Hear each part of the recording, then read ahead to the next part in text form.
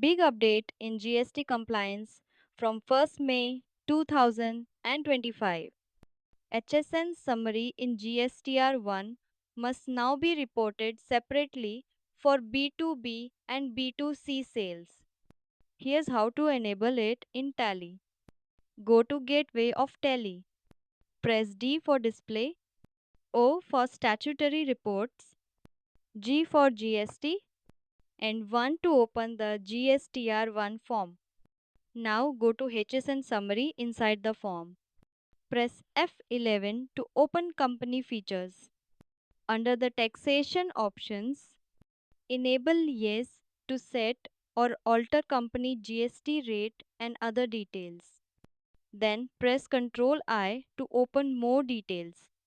Select Show More. Now you'll see the field Separate B2B and B2C HSN Summary applicable from. Enter the date 1st May 2025 and don't forget press Ctrl+A to save every step. Note, this feature is available in Tally Prime Release 4.1 and above. Now, your HSN reporting will fully comply with the new GSTN rule. Follow Mazedar Tricks and Tips for more useful updates.